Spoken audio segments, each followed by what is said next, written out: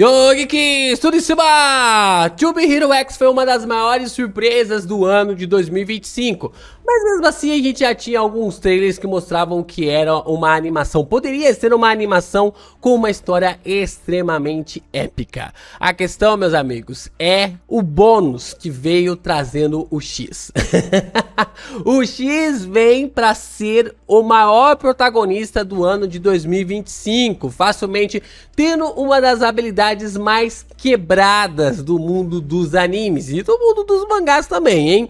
Mas a última abertura, né, a abertura ali do último episódio de Tube Hero X pode ter mostrado pra nós um único personagem, uma única personagem que seja capaz de parar o nosso Mano X, impedindo com que ele destrua todos os aspectos relacionados à associação de heróis maldita que governa ali o mundo de Tube Hero X. Vamos falar mais sobre o inimigo que pode ser imbatível para o nosso X depois da vinheta. Estala os dedos aí pra gente poder conversar. Eu não faço hora extra. Como eu falei pra vocês, o X é uma das maiores surpresas do ano de 2025. Nós sabemos que definitivamente a Bilibili não bate bem na cabeça. De forma muito boa, eles não batem bem na cabeça, porque você publicar uma obra original, disponibilizar o orçamento que foi, porque eu realmente fico curioso pra saber quanto é que foi para produzir uma animação como essa, cara. Tem 15 mil estilos de animação diferentes, uma mais épica que a outra, uma mais incrível que a outra, trazendo ainda mais camadas, né? Sendo algo assim que não é de graça, né? Porque definitivamente tem uma ligação ali com o X. Isso que acaba sendo algo interessante aqui do personagem para nós, né? E toda a influência disso para a trama, né? Porque o X, ele vem para nós, né? Através ali de Tube Hero X, é uma história completamente inédita. Você não tem nada, você não tem light novel, você não tem mangá, você não tem jogo, você não tem definitivamente nada. Você só tem ali a boa vontade do Howlin falando, vai dar certo, confia em mim, Bilibili. E cara, eles passaram quase 5 anos produzindo, né, de 5 a 4 anos produzindo essa animação, esses 24 episódios, e valeu a pena. A gente já tinha visto pelos trailers que seria a pedrada absoluta, mas o que me surpreendeu mesmo foi o X, um personagem extremamente carismático, um personagem que é super poderoso, é extremamente quebrado, mas ao mesmo tempo ele tem uma simpatia, um carisma assim absurdo. Porque normalmente quando você tem personagens que são muito quebrados logo de cara, né, sem ter uma ascensão de ser alguém que era fraco para ser alguém poderoso, que o X é apresentado para nós como um dos personagens mais B10 do mundo dos animes. Não tô dizendo nem do mundo ali de Tube Hero X, tô dizendo do mundo dos animes total.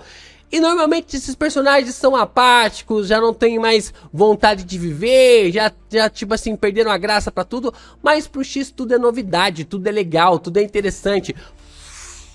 Fora que o lado dele ser CLT faz a gente se identificar com ele, porque quem nunca trabalhou? É o LP que já pegou ônibus aqui 2, 3 anos de trabalho, acordando 5 horas da manhã, voltando meia-noite pra casa, principalmente na época da faculdade, e ia dormir 1 hora da manhã pra acordar 5 horas da manhã no outro dia, pegar o busão que demorava 2, 3 horas pra chegar no trabalho. Quem não passou por isso ainda? Se você não passou por isso ainda, você tem ali, não no sentido ruim, mas você é um privilegiado, né? Você acaba sendo alguém privilegiado por não ter passado por isso. Eu não desejo que você passe por isso, mas às vezes a gente tem que passar por essas situações para amadurecer. E o X, cara, podendo estalar os dedos para chegar na sua casa, ele decide viver o seu dia a dia, ele decide viver o seu cotidiano, usando habilidades, sendo um personagem extremamente apelão e não importando quem fosse. Não importando quem fosse, ele consegue bater de frente, destruir todos os seus oponentes. Ele acabou derrotando a Boa lá no ano de 36, a Boa que vinha com uma um duplo título, né, ali como bicampeão da categoria ali relacionada ao X. Ela vence em 34 32, depois ela vence em 34, e aí em 36, quando ela ia buscar o tricampeonato, o X vem e atropela ela. E aí, caraca, o vexame da Boa foi tão grande que nem demonstrou pra nós, porque eles focaram na Queen, e o X simplesmente atropela a personagem, mostrando definitivamente como os personagens estão ali abaixo dele. Mas ainda existe um oponente pro X que pode dar um puta trabalho pra ele.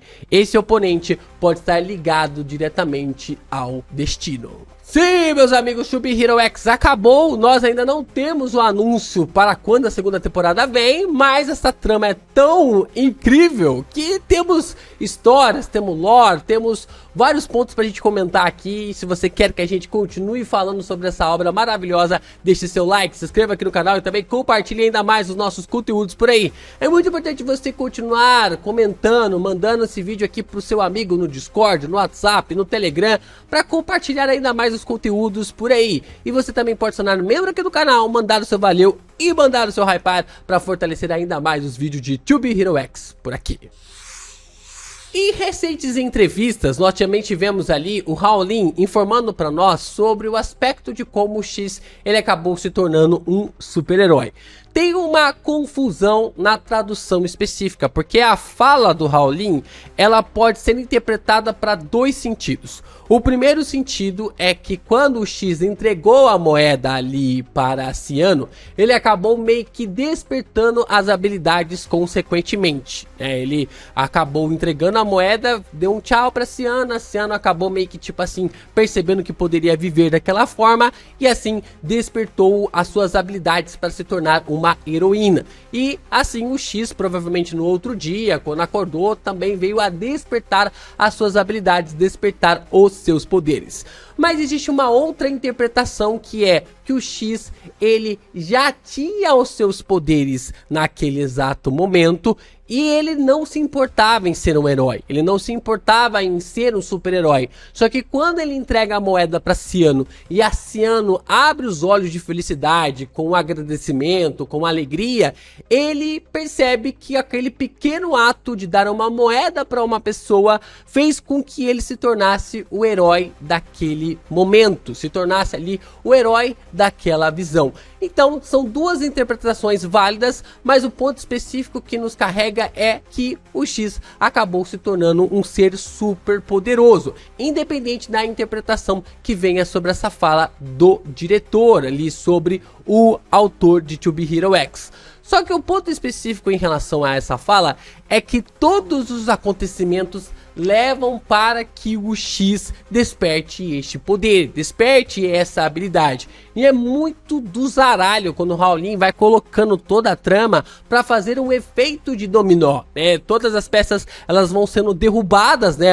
E aí nós observamos as coisas acontecendo, né? A Ciano junto com a Queen, Joãozinho, o Shan, ali o Vortex, todas as peças vão sendo amarradas, Ghost Blade, Dragon Boy, Smile, tudo para que o X pudesse ter as suas habilidades. E o ponto mais específico aqui dessa parte no Tesseract é o X falando sobre uma ligação com o destino. Está falando ali uma ligação com o destino e que era quase algo inevitável, que não tinha como escapar, que todas as coisas estavam sendo direcionadas para que sempre caíssem em uma corrupção. Da mesma forma como o Zero acabou ascendendo ao posto de herói, depois ao posto de um deus, os heróis sempre caíam ali depois em suas corrupções. E o Zero foi o primeiro deles, e depois outros heróis sempre chegavam no mesmo patamar, só que em uma escala muito menor, porque o Zero ele era extremamente poderoso, algo extremamente assim absurdo, e a gente consegue enxergar que todos os heróis que se tornaram ali o X, meio que depois acabam numa direção ao medo. Acho que as únicas exceções é o antigo Isou, o Shen e também ali a base relacionado ao Smile. Até mesmo o Vortex, a gente não sabe o que aconteceu com ele, o que levou ele a morrer, mas até mesmo o Vortex tem essa conexão um pouco mais ali sobre perder o juízo, sobre perder a razão. Não quer dizer que ele caiu para o medo, mas que ele caiu ao perder a razão em buscar apenas o título do X. Então, o próprio X diz para nós que eles estão dançando na mão do destino durante todo esse tempo. E aí, meus amigos, é aí que me leva a entender que o X, o adversário do X, o único inimigo que pode bater de frente com ele seja a manifestação do próprio destino. A manifestação aqui dos próprios poderes do destino contra o personagem.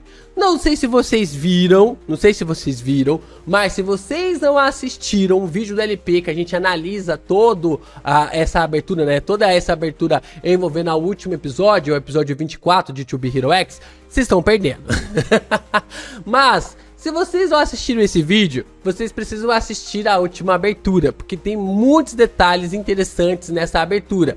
Nós observamos um pouco ali dos lampejos sobre as informações de como o X desperta suas habilidades, sobre os seus poderes, a sua conexão com o Nine e a sua conexão com essa garota. Essa garota, o Nine e o Smile, eram os únicos que sabiam, ou que na verdade sabiam, né? Hoje todo mundo já sabe. Os únicos que sabiam sobre os poderes do X e quem é o X de verdade, né? Talvez eles não saibam ali sobre a identidade do X, mas sabiam a sua forma física fora ali do seu cabelo branco e todo aquele terno branco que ele possuía.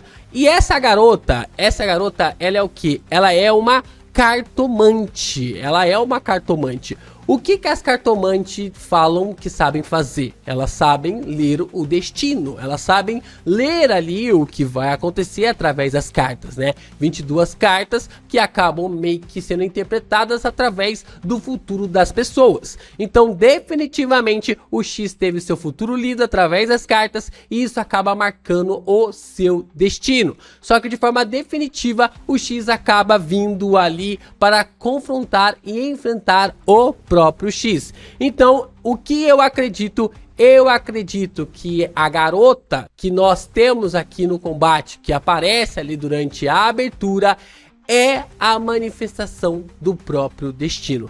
Talvez de forma corrompida, talvez ali de uma questão específica, diferente, nós ainda não sabemos, talvez sobre o medo, mas até mesmo o cabelo, um pouco a personalidade, a aparência, lembra um pouquinho aqui, só que ao mesmo tempo o X ele declara como seu grande rival o seu destino, o destino de todos que estão ali como super-heróis. E eu acho essa ideia interessante, do único inimigo do X que pode bater de frente com ele, que vai lhe dar um puta trabalho, é o próprio destino, visto que o X está preso ao passado. Na verdade ele consegue ler o passado, o presente e o futuro. Ele não está preso na timeline, né? Não está preso ao tempo Cronos, porque ele consegue agir em 2 dimensões, 3 dimensões, 4 dimensões, mas ele ainda está preso no destino. Ele ainda está preso em envelhecer, ele ainda está preso nas condições de entrar na loucura e ele ainda está dançando na mão do destino. Isso que é algo específico, é algo interessante de se observar sobre uma possível batalha envolvendo a X e também o destino. Eu andei traduzindo, como eu falei pra vocês, eu andei traduzindo as entrevistas aqui do Howlin, desde o começo ali da primeira temporada até os últimos episódios. A entrevista não tá totalmente traduzida ainda, mas em breve eu devo trazer aqui no canal. Mas o Howlin, ele fala um pouco sobre essa batalha contra ali essa criatura, né, contra esse ser. Ele diz que não é algo canônico ainda, é só uma batalha de apresentação. Mas nós sabemos que essa criatura aqui que aparece, ela está ativa lá no episódio 13. Ela está ativa lá no episódio 13, na verdade eu acho que é o episódio 11, né? O episódio da Queen é o 11 e o 12. Eu acho que é o episódio 12, ela aparece ali e... deixa eu ver, episódio 12...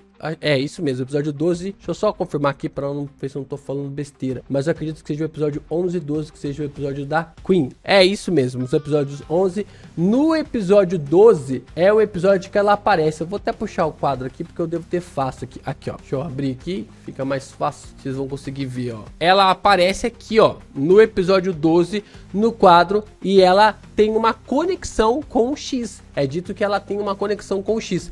Então, possivelmente, nós vamos ter realmente esse combate, não daquela forma que foi colocada ali na abertura, porque como o próprio diretor disse, foi só uma apresentação. Se vocês lembram das antigas aberturas de One Piece, que aparecia, por exemplo, o Sanji lutando contra o Doflamingo e dando uma porrada no Doflamingo, ou sei lá, o Zoro dando um ataque brutal no Kaido tal ali em One Piece. Foi basicamente um estilo de abertura assim, né? Os personagens lutando e tudo mais.